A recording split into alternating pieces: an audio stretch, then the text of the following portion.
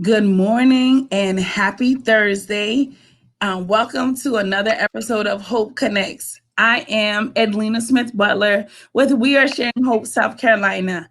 And it is my pleasure to be your host today. So if you are here with us, do me a favor, like, share, comment, tell a neighbor, tell a friend. We're on and we are live. All right. So I'm going to give everybody about 60 seconds. I don't tarry too long. But if you are here, say hello so I know who is here, and tell us where you are from. It is my esteemed pleasure to be able to host today because I have a special guest from the beautiful city of, I'm not going to say Myrtle Beach because it's not Myrtle Beach. It's Nichols. It's not Nichols. I don't know. Churches in Nichols. It's Conway. From Conway. He's from the metropolis city of Conway, South Carolina, right? Reverend Williams. So, Reverend Williams, thank you so much for joining us today. Thank you for the invitation. Oh, it is my pleasure. So, as you guys know, we are sharing hope. We are the OPO for the state, and it is our job to share the gift of organ, eye, and tissue donation across the state of South Carolina. So, Reverend Williams, if you will do me a favor, introduce yourself, tell us who you are, what you do, and your connection to donation. Okay. Like Adelina said, I am Pastor Richard Williams. I am the pastor of the Mount Vernon Missionary Baptist Church in Nichols, South Carolina. I am a husband to Megan Jordan Williams, and I am the father of three beautiful children, Caleb, Jenna Grace, and Johnson Parker Williams. And I am connected with donation because in April of this year, I received a kidney. Oh, that's amazing. So listen, I don't know if you know, but April is like a very special month for us because that's National Donate Life Month. And so Wow. yeah, that's when we celebrate the gift of organ, eye, and tissue donation. So we're going to put you on poster boards all over Conway, South Carolina. And That's right. you are an illustration of the gift of hope through organ, eye, and tissue donation. So, Reverend Williams, do me a favor and tell our visitors, tell everyone that's here. I see that we have a few people here. Tell us about your journey from needing a kidney to transplantation. Like, what did that look like? Well, I was a music teacher in a charter school, and it was the first week of school. The teachers had gone back to school and set up our classrooms and everything. So the students would come the next week. I think I worked up until Thursday of that week and was really, really ill. My wife said, "You're going to go to the hospital." I had swelling of feet and all of that. Wow. And so we went to the hospital. I ended up staying there for 17 days. And in Wow. those 17 days, I was put on dialysis in the hospital. And I had not returned to work. And I haven't since then. That was in 2017. Wow. With all of that, I really believe that God was in the midst of it. At that time, my oldest son, Caleb, was going into kindergarten, and I had a secret prayer to God that I wanted to be really involved in Caleb's kindergarten, and God answered it, not in the way that I thought he would, but he answered it in a way that was suitable for him. And Right. so I began to volunteer, and that kind of kept my mind off of the fact that I was taking dialysis 3 days a week, going to a clinic.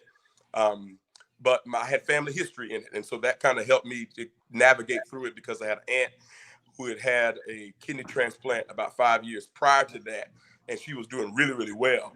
And because of her experience, I knew that I could get through it. Okay.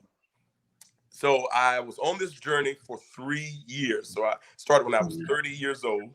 And on Friday, April the 23rd, I got a call out of the blue to come to MUSC to get a kidney. And Wow. it has completely changed my life.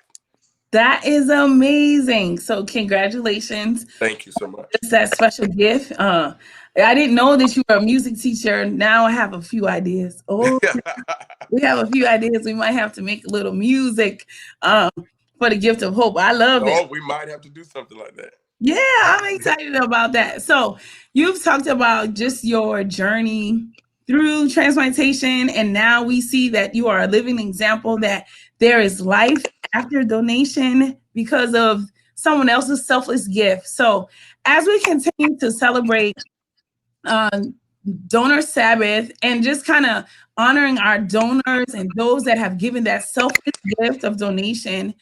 If you could, as a pastor, what would you say to our community about the gift of donation and or just how we can dispel some of the myths of donation in our community, especially with people of color?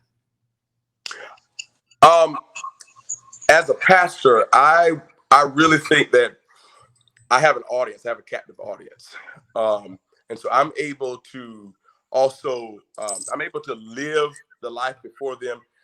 The last 3 years has been me putting the issue for in the forefront of our community and of our church.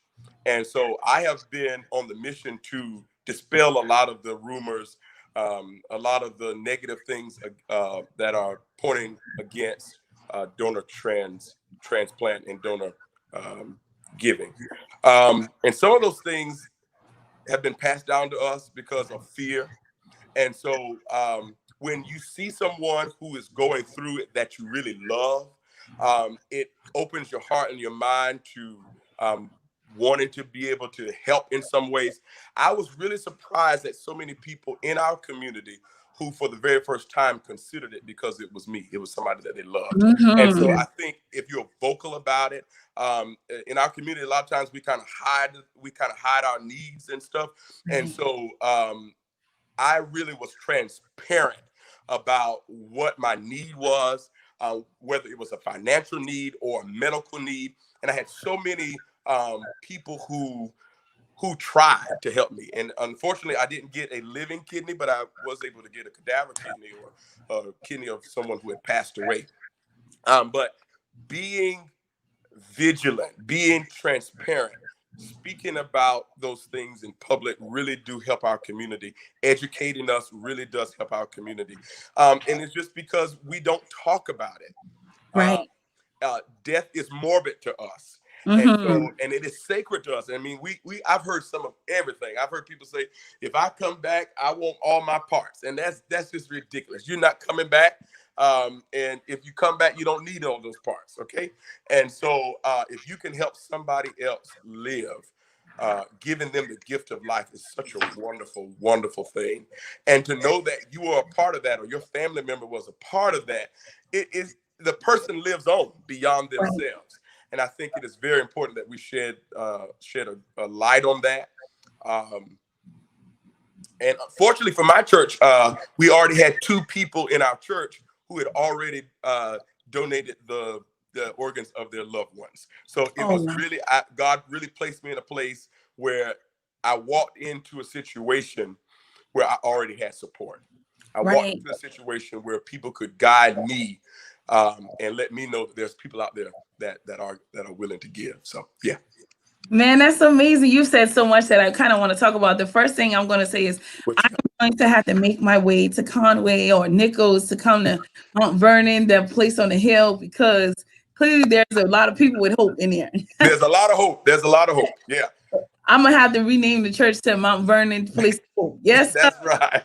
I think that's a great name. But number one, I think that what you said about just being in a place where people are open and transparent, not just about their need, but about their experience. And thank you. So if I haven't said it already, thank you for just being open about your journey through transplantation, because a lot of times, like you said, our community, we fail to talk about some very important matters that include our health, Hmm. include death and dying, that includes just preparation and or what happens when life exists, because Right, life happens, and a lot of times we just fail at preparing because we don't want to have a conversation. right. And so I want to go back to something else that you said, being a man of the cloth, being a man that people come to for advice. Oftentimes, even myself growing up in church, being a preacher's kid, I know that in situations of decision, when there are times when you have to make a very difficult decision, people depend on people like you, men and women of faith. What can we tell men and women of faith about donation that will help dispel their fear of even having the conversation with their parishioners? I think what we can tell them is, you talking about the pastors themselves. Yes, I want to talk to pastors specifically if in this moment. Um, like I think I alluded to the fact that you have a audience and people trust you. Yes.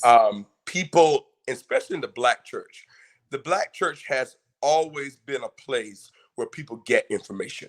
Mm-hmm. It has always been the hub of information for our community. And so, politically, we speak about these, we're very transparent, but I think about our health is even more important. And so, because we have that captive audience, I would highlight opportunities in our church to show what it means to give, what the gift of life does for a person. Um, like I said, in my church, we have two families who gave their loved ones' organs away. Ever since I've been there, we've highlighted those two persons. We have been very transparent about what those families went through, and then the beautiful thing about it, it's been 20 years for one of those families, Mm-hmm. and that family has walked with the person who got that kidney for 20 years. Wow. What a ministry that has been to that family. She lost her loved one, but she actually gained the relationship to carry that kidney out for the last 20 years, to Mm-hmm. be to walk alongside. And that's what we are as pastors. We are we are para professionals in the way that the Holy Spirit is a paraclete. It walks alongside. And so we're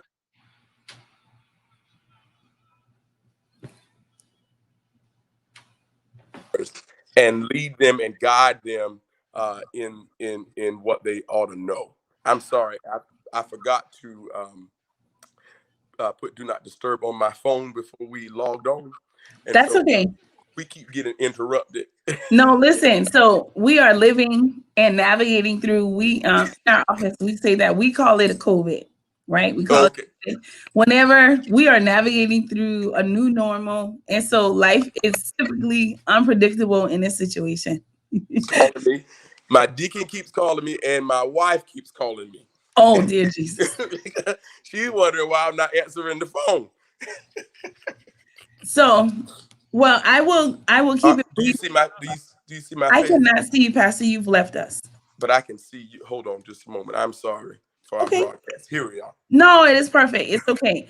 So I just want to bring it to a close because I think that you said so much about you. You are the illustration of what we do and why we do it. You are the Oh illustration wow. of hope. And so let me tell you what I mean by that. You are the illustration of hope. Our organization, we say that we are here to give the gift of life through organized tissue donation. So you help to illustrate what we do and why we do it. Like our desire is for that every person in the state of South Carolina and across the United States that they say yes to donation. And a lot of times people don't really understand why their decision to say yes is so important, but their decision to say yes gives hope and gives the opportunity to be gift givers like how you received. Wow. Um, your presence alone helps to illustrate why we are so adamant about asking people to register to say yes to donation and adamant about even having the conversations with their families about the decision to say yes. And so even in our closing, I want to encourage everyone that's here with us to have the conversation with their families because a lot of times we are afraid, like you said at the beginning, especially in families of color. And I cannot talk about other communities, Because we but have a lot of superstitions community. in our community. Yeah, in our community, we're not having the conversation. We're not absolutely positively not having it, but we have to make the bold decision to have the uncomfortable conversation because it may create like I call it a miracle. You might create a miracle for someone else. That's right. And so again, Pastor, I want to say thank you again for being my guest. I am excited about the opportunities to share the gift and the just the blessing and the miracle of life that you were given through Wow. the ancient. I can see that you are walking and talking and doing some good stuff in Conway and Nichols and Horry County. Mhm. That's right. Horry County. The whole. I'm trying to get the whole county. Oh my gosh. So we're going to make sure we're going to do a campaign to get the entire Horry County registered to say yes to donation.